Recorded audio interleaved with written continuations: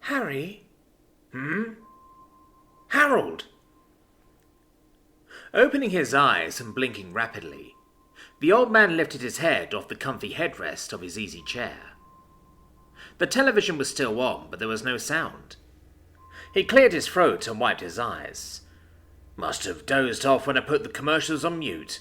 Yep, sorry. Here I am. Good. Now, what is that? Mary asked. Harold looked to his wife and followed her finger to something standing in the corner. He startled. Goodness, did someone's dog get in here? Will you put your glasses on? That ain't no dog. Fumbling with the chain around his neck and hooking his glasses over his ears, he stared. Huh. That's all you got to say? How'd it get in here? Harold met his wife's gaze, an all too familiar glare aimed in his direction, framed by curly grey hair. You're asking me? Mary snapped. Don't get cranky at me. I haven't moved since you went to the store. He looked back to the creature and blinked. It's black. Is it a deer? Harry, she said quietly, her tone overly patient. It has 4 eyes. Squinting, he paused and stared at the animal, which blinked at him once. Huh. That's all you got to say? Huh? What am I supposed to say? He complained. Some Chernobyl deer comes waltzing in here, and it's my fault? Mary let out a frustrated breath. What if it's got ticks, or fleas, or it does its business in here? The animal drew their gaze as it slowly sat down on its butt. It's sitting like a dog does, Harry mused. I ain't never seen a deer do that. Think it's someone's pet? That ain't a deer. And if you call it that one more time, I'm going to have you get your head examined, 'cause those glasses are brand new. Harry took a long breath and leveraged himself out of his chair, with a creak and a grunt. Well, maybe it came round to humans 'cause it's tired. Or thirsty. I'll get it some water. Should I call the sheriff? Harry stopped short and snorted.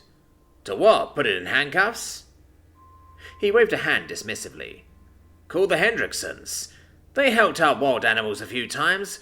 See if Grace can come over and give her 2 cents. Mary replied, for any lack of a response. She put down the grocery bag she'd been holding and lowered herself onto a couch cushion, picking up their landline. Harry looked at the animal. Hey, he said, waving it over. Hey, come on, fella. Or whatever you are. You thirsty? He patted the side of his leg. Come on. The animal got to his feet and casually loped after Harry. He smiled in surprise as he turned to the kitchen, walking over the threshold. Yeah, you got a home for sure. Ain't no deer I know gonna follow me like that. Opening a cabinet and getting out a bowl, he went to the sink and filled it with water. Here you go now, he said. Leaning over and using one hand on a knee to balance, he left the bowl on the floor and grunted as he stood back up. Goodness, one day I'm gonna lean over and just stay there. The animal's hooves clomped gently across the kitchen tiles as it walked over and leaned down, promptly drinking. Ah, there you go, Harry watched, putting his hands on his hips. Yep, you were darn thirsty, huh? Poor thing. Wonder how long you've been wandering about. He turned to the fridge and opened the door. All right, what have we got? He opened the crisper and, after a thoughtful pause, took out some fresh romaine lettuce. Turning back, he saw that it had emptied the bowl. Well, that's good. How about some of this? I don't have any favourites on hand. There's some canned corn, but that's probably not good for you. Swimming in high fructose corn syrup and all that. He pulled a leaf off and held it out. The animal took a few steps and then a big bite, and Harry got a glimpse of its teeth. Oh my. It chewed for quite some time before swallowing. Then it looked to the lettuce and back to Harry. You ain't one for rabbit food, huh?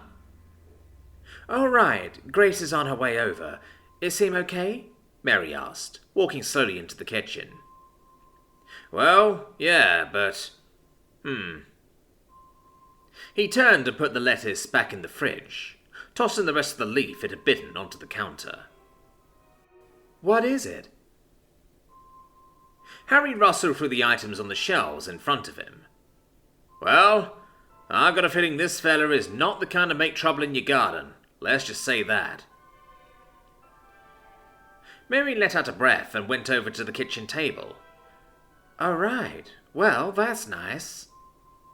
She looked down at the bowl on the floor. "Oh, it was thirsty." "Indeed." He turned around with a container of Tupperware in his hands and opened it, holding it out to the animal. "How about some of this?" "Is that last night's turkey?" Mary demanded. The animal took a few steps forward and sniffing. Its ears flicked once before it leaned in, and taking one of the thick slices and chomping down. "Oh, dear Lord! Did you see those chompers?" she exclaimed. "Yep, that's what I mean." "Oh!" "Yep."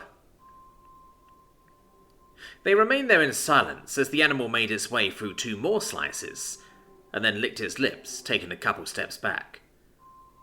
"Looks like it wasn't starving," Harry remarked, replacing the top of the container and putting it back in the fridge. "Harold Milliken, don't you put that back," Mary scolded. "We don't know what kind of germs it's got." He sighed and put it on the counter. "Oh, come on. Oven would take care of any of that when we warm it back up." His wife glowered at him. "What did Grace say?" "She sounded odd," Mary said contemplatively, "but when I told her it seemed tame, she weren't too worried. Said to see if it needed food or water, and she's rushing right over." Harry swiped his hands together twice. "Done and done. We may as well call ourselves professionals at this point." Mary scoffed, but smiled. "Right." She scrutinized the creature in the kitchen with them for a few moments. "Do you think we should try to coax it outside?" Pursing his lips and crossing his arms, Harry considered that. What if it runs off before Grace gets here, and turns out it needed help? True. I think... Mary was cut off by a knock at the door. "Well, that can't be her. Not that fast." Pushing herself to her feet, she walked to the living room, Harry following her. Opening the front door, Mary blinked. "Goodness me, hello." A beautiful young woman stood on their front porch, wavy brown hair down to her waist, tiny vines woven through it. Slung over her shoulder was a harness for a sword, the hilt peeking out a few inches. "Evening's greetings," she spoke. "I've come in search of my companion. I'm afraid we had some complications, and I discovered he made his way here. Have you seen—" She stopped as the animal walked around the older couple, looking out the doorway. "Frederick!" she exclaimed. "Is that this guy's name?" Harry asked. He nudged his wife. "I told you he'd have someone looking for him. He was too well behaved." "Oh, I'm so glad," the woman said with a sigh. "He's never ventured here before, and I was concerned for his safety." You're a fae, aren't you?" Mary asked. Her voice hushed. "I am indeed," she replied, moving aside so Frederick could exit the house. "That's remarkable. It's an honor to meet you," Harry said with a wide smile. "Don't you worry about Frederick. He was a perfect gentleman. I gave him some water and turkey. I hope that's okay." The woman's eyes widened. "You did?" "Is turkey bad for him?" Harry asked worriedly. "Oh, no, not at all," she assured him. She paused. "I greatly appreciate your hospitality on his behalf. I've hardly ever had occasion to meet humans, but I know not all would have treated him kindly." She reached into her pocket and took out several coins, handing them to Harry. "Please accept these as a token of my thanks." "Oh, we could hardly." Harry let out an oof as his wife's elbow met his gut, and Mary leaned forward, claiming the coins. "It was our pleasure," Mary said, pocketing the coins. The woman seemed to relax and nodded once. "We must be going. Good evening." With that, she turned and walked down the porch steps, Frederick doing the same, and with a wave of her hand stunned both humans behind her as she opened a portal. The curtain in the air parted as she walked through, closing behind her, leaving no trace. The husband and wife were speechless for a long moment, listening to the chirps and rustling of the nearby forest. "Faye hate owing favours," Mary finally whispered, as if still worried the woman was in earshot. "The coins were payment, not generosity." Harry paused. "Of course." After another stretch of silence, he glanced towards the pocketed coins. "We could probably get the roof fixed with that." "Oh," Mary said suddenly in disappointment. "That's why Grace must have been so fuzzy. She didn't want to worry me, but she guessed what Frederick was. We didn't even get a picture for her." She tissed. "Probably for the best. They're quite private, those Faye." "Let's stop letting the bugs in," Harry sighed, prompting them to step back and close the door. "Did you get the beans and sauce?" "Oh, yes, got everything we need," Mary replied cheerfully. "I'll get dinner ready.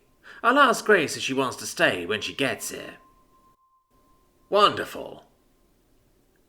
Harry gave his wife a peck on the cheek before making his way back into the living room and falling into his easy chair. Picking up the remote, he changed the channel. "Darn. Missed the start of Jeopardy."